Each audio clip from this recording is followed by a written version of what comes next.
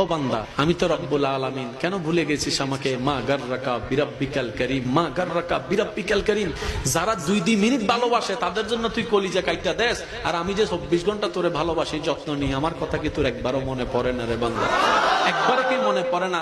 এই তুই ভুলে যাবি ব্যস্ততার ভিতরে, সেজন্য আমি সিস্টেম করে দিয়েছি অন্তত 5 ওয়াক্তে 5 বার মুয়াজ্জিনে যেন আজান দেয়। এই আজান শুনে যেন আমার কথাটা তুই একবার মনে হয়। সেই মুয়াজ্জিনে যদি ডাইরেক্ট হাইয়া আলাস সালাহ বলতো, তোর মনে হয়তো কোনো ঘাবড়াহট আসতো না, আকর্ষণ লাগতো না, তুই ভুলে যেতে পারোস আমার নাম। তুই যেন জাহান্নামে না যাস, সেজন্য আমি আল্লাহু আকবার দিয়ে আজান শুরু করেছি, যেন তুই বুঝতে পারোস মুয়াজ্জিন আমার পক্ষ থেকে তোকে ডাকতেছে। সুবহানাল্লাহ।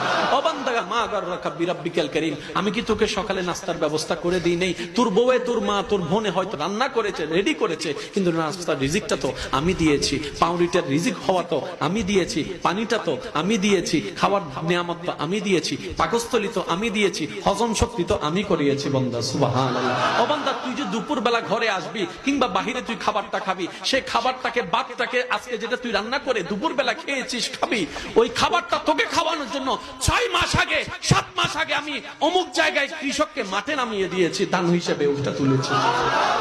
ও বান্দা, আমি কি তোর যত্ন নিই না? তুই সবাইরে মনে রাখলি, শুধু আমাকেই ভুলে যাচ্ছিস, আমাকে ভুলে যাচ্ছিস, আমাকে ভুলে যাচ্ছিস। বান্দা, আমি কি তোকে সর্বোচ্চ ভালোবাসি নাই? আমি কি বলি নাই আলহামদুলিল্লাহ রাব্বিল আলামিন? আমি কি বলি নাই আর রহমানির রহিম? আমি কি বলি নাই লা তাকনাতু মির রাহমাতিল্লাহ? বান্দারে, মনে রাখবি, ইচ্ছাই হোক অনিচ্ছাই হোক, একদিন আমার কাছে তোর আসতেই হবে, আসতেই হবে। কুল্লু নাফসিন যায়িকাতুল মউতের মাধ্যমে আমার কাছে আসতে হবে। কিন্তু আমি চাই ওই আসার দিনের আসার আগে তুই স্বইচ্ছায় সজ্ঞানে সবকিছু সারেন্ডার করে আমি রবের দরবারে ঝুঁকে যা।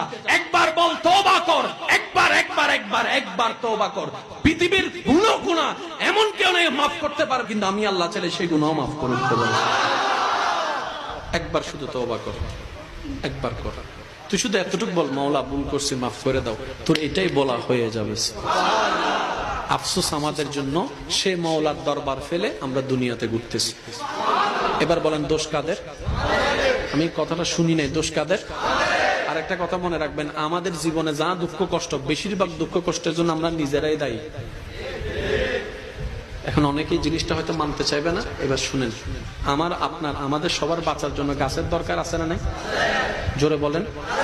পৃথিবী টিকে থাকার জন্য গাছের দরকার আছে না নাই? ঋতু ঠিক থাকার জন্য গাছের দরকার আছে না নাই? যেমন আমাদের এক সময় ছিল 6 ঋতু, এখন কিন্তু 6 ঋতুর অস্তিত্ব দেখা যাচ্ছে না। কিছুদিন পর হয়তো 6 ঋতুর মধ্যে যা আছে এগুলো আর থাকবে না, চেঞ্জ হয়ে যাচ্ছে। এবার সেই গ্লোবাল ওয়ার্মিং কে আপনি যদি প্রশ্ন করেন বিজ্ঞানীদেরকে, এই পরিবর্তনের কারণটা কি, ওনারা কয়েকটা কারণ দেখাবে। তোর মধ্যে একটা কারণ হচ্ছে আমরা বেশিরভাগ মানুষ গাছকে